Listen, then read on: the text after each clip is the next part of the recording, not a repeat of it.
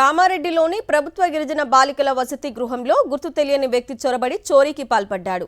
హాస్టల్లో ఉన్న డిగ్రీ విద్యార్థుల 4 సెల్ ఫోన్లు అపహరణ చేశాడు. చోరీ ఘటనపై ఆందోళనకు గురైన విద్యార్థులు కామారెడ్డి పట్టణ పిఎస్లో పోలీసులకు ఫిర్యాదు చేశారు. చోరీ విషయంలో సిబ్బంది హస్తం ఉందని విద్యార్థులు ఆరోపిస్తున్నారు.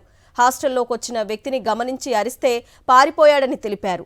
దీపావళి ముందు కూడా 2 వ్యక్తులు వచ్చారని, భయంతో ఈ విషయాన్ని బయటకు చెప్పలేకపోయామన్నారు. మెనూ కూడా సరిగా పాటించడం లేదని, 2 నెలలుగా పప్పుతోనే భోజనం పెడుతున్నారని ఆవేదన వ్యక్తం చేశారు. సిబ్బంది కళ్ళు తాగి పనిచేస్తారని, తినేటప్పుడు కూడా సిబ్బంది నోరు పారేసుకుంటున్నారని, తమ సమస్యలు పరిష్కరించాలని డిమాండ్ చేశారు. దొంగతనానికి పాల్పడ్డ వ్యక్తిపై వెంటనే సిగ్గు అమ్మాయిల హాస్టల్లో అమ్మాయిలకు రక్షణ లేకపోవడమా? సిగ్గు అమ్మాయిల హాస్టల్లో అమ్మాయిలకు రక్షణ లేకపోవడమా?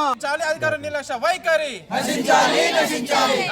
అధికారుల నిర్లక్ష్య వైఖరి సస్పెండ్ చేయాలి అధికారులను వెంటనే.